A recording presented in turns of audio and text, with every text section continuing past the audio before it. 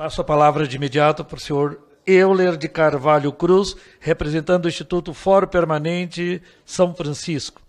Terá até 10 minutos. Boa tarde, senhores deputados, o presidente Rogério Correia, deputado Padre João, deputado Duarte. Agradeço, em primeiro lugar, a oportunidade de participar desse encontro, dessa fala, e a minha colocação aqui vai dizer respeito da ECJ de Itabirito, que já foi mencionada aí algumas vezes, né? Com relação à barragem de Forquilha, eu já havia comentado há mais tempo, inclusive em outra reunião, que é o caso de uma barragem que está bastante problemática, como todos já conhecem, né?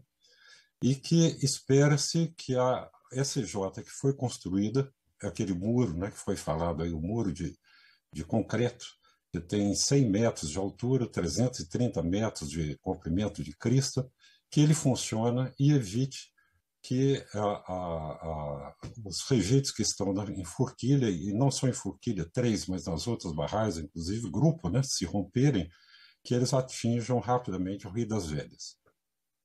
Bom, essa é a premissa que foi colocada. Então, já foi falado aí, inclusive, pelo senhor Paniagua, né, a respeito de todas as providências que estão sendo tomadas com relação à Forquilha 3, mas eu acho que é de crucial importância a gente analisar a situação da SCJ, que ela funciona como um paraquedas. Ou seja, se houver rompimento da barragem Forquilha 3 ou qualquer outra dessa região, essa CJ tem que funcionar. Ela só tem duas opções, ou ela funciona ou ela funciona. Não tem como evitar, né, que ela possa dar problema, porque senão nós teremos um problema gravíssimo em toda a região metropolitana devido à questão de água, devastação, população, etc. Bom, o assunto um pouco é longo, mas vou tentar me resumir um pouco aqui.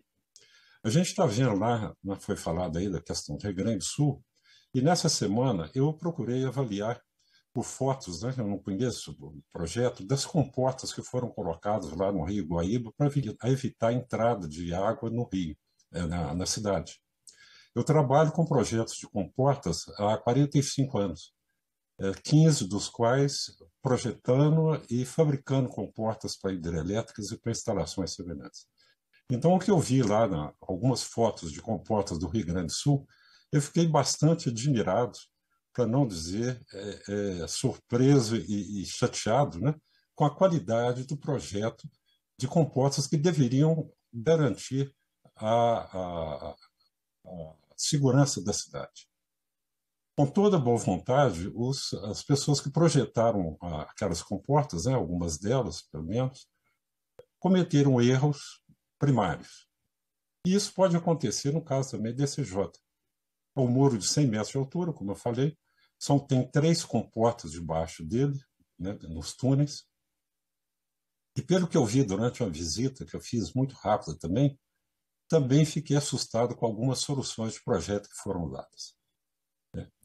Eu já solicitei a órgãos federais e estaduais o projeto dessas comportas, os cálculos, né, como que elas foram dimensionadas, quais foram os critérios, e até hoje, tem isso quase 2 anos, não recebi nenhuma informação. E parece que esses órgãos não dão importância a essa questão. Se a gente está pensando em estruturas fixas, civis, como barragens, e elas têm risco de ruptura, imagine, então, um equipamento mecânico, né, que tem que se mover e ele tem que fechar na hora pior de todas e não pode ter dano, não pode ter falha nenhuma. Então, o senhor Paniagua disse aí que são feitos testes bimensais, né? As comportas abrem, fecham, ok. Mas será que se elas precisarem de fechar numa situação de emergência, de ruptura, né, elas vão resistir? Será que elas têm resistência? Os cálculos foram verificados? O material da comporta está adequado? Elas são feitas com rodas a montante ou a jusante? Qual que é o diâmetro das rodas? Elas se apoiam em trilhos de aço inoxidável, qual que é a espessura desses trilhos? E assim por diante. Eu não vi lá nessa barragem, né, uma comporta em secadeira montante para permitir manutenção. Então, se uma comporta dessa se romper embaixo da barragem, né, durante um evento de rompimento, ou mesmo, né, e é bem provável, né, que uma barragem dessa possa se romper num evento climático extremo, como esse, por exemplo, no Rio Grande do Sul e vários outros que já tivemos no Brasil. Então, a gente vai ter uma quantidade de água imensa, né, e, ao mesmo tempo, os rejeitos, aquela onda de lama passando. Se uma comporta dessa, ou as três, não resistirem, todo aquele material vai passar debaixo do corpo da barragem, vai causar uma erosão bastante grande, como nós já vimos em vários locais do mundo, né? Aquele material em grande velocidade, com areia, com rejeito de ferro e tudo, ele vai erodir as paredes do concreto e aquela barragem vai toda embora. Então, as comportas elas têm que funcionar e têm que ser seguras. Normalmente, em projetos desse tipo, a gente coloca, né, duas linhas de comporta em cada túnel, uma comporta de montante e jusante, comportas de projeto muito especial. Então, eu gostaria muito, né, que fosse solicitado oficialmente à Vale, né, que apresentasse o cálculo, o projeto detalhado dessas comportas. Agora, vamos imaginar que as comportas fechem, né, e coisas que também não foram faladas. Há cerca de 2 semanas, nós tivemos uma reunião, nós do Fórum São Francisco, no Ministério Público de Minas Gerais, com a ICOM. Ficamos sabendo várias informações bastante interessantes sobre a questão de forquilha, né? Mas propusemos lá algumas perguntas que também ainda não foram respondidas. Imaginemos, então, que essas comportas fechem, e numa situação que pode ser de chuva intensa. Vai se formar um lago atrás da ECJ, né? E esse lago vai depender da quantidade de água daquele momento. Pode ser que não esteja chovendo tanto, mas a partir de um determinado tempo, o rio Itabirito vai ser barrado e as águas vão começar a subir até passarem por cima, né, do vertedouro que está dimensionado aí para 10 mil anos. Se 10 mil anos, de acordo com a hidrologia que a gente tinha. Hoje, com mudanças climáticas, isso não é mais verdade. A gente pode ter chuvas muito mais intensas. Bom, se essa água passar por cima, né, quando ela passar por cima, ela vai cair de novo, a jusante, passar dentro do Itabirito, entrar dentro do Rio das Velhas, contaminar o Rio das Velhas e estaremos sem água em Belo Horizonte. E a velocidade de subida dessa água vai depender da quantidade de chuvas do momento. Isso não foi falado em momento nenhum pela empresa como seria gerenciado. Aquela barragem ela não vai deter os rejeitos, né, a vida inteira, um momento que ele vai passar por cima porque o reservatório encheu. É claro que tem questões de decantação, etc., que tem que ser estudadas, mas isso tudo pode ser muito rápido, dependendo da quantidade, do volume de chuva e de rejeito que chega. Adicionalmente, nesse reservatório, ele vai cobrir uma área de mata muito grande, né, uma área de vegetação muito grande. E cobrir por um tempo que a gente não sabe quanto, pode ser décadas. Né? E como todo reservatório de hidrelétrica ou qualquer outro reservatório que tenha vegetação debaixo de água, então começa uma geração de gases de efeito estufa, como metano e vários outros.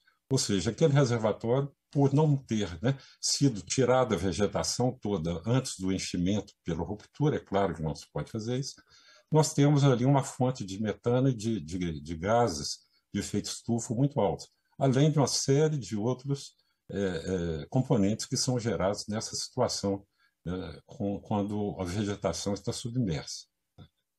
Então, esses são apenas alguns dos pontos que eu estou colocando, né, para a gente poder pensar um pouco, porque há erros de projeto, e eu como engenheiro, né, eu sei disso, porque eu também já cometi erros e cometo, por mais que a gente estuda, ninguém é perfeito. Né? Então, erros de projeto existem. Essas comportas, elas têm que ser analisadas por uma equipe de especialistas, né, para ver se realmente elas vão funcionar, têm resistência, se estão adequadas, porque ainda há tempo. Pelo menos a gente espera que exista tempo aí antes da próxima chuva né, ou antes do próximo rompimento. Então, quanto mais gente opinar, quanto mais opiniões tiverem, quanto mais análise for feita, melhor para a segurança de todos.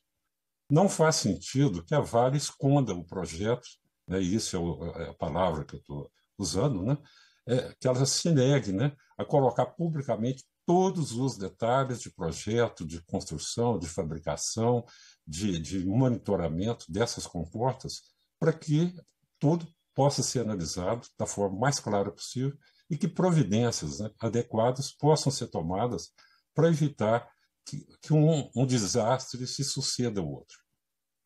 Então, essa é uma das coisas que eu gostaria de colocar oficialmente, que pedir a essa comissão, que solicite isso oficialmente à empresa. Basicamente, é isso que eu gostaria de falar. Agradeço pela oportunidade e espero que a gente possa contribuir em outras reuniões desse tipo que acontecerem. Muito obrigado.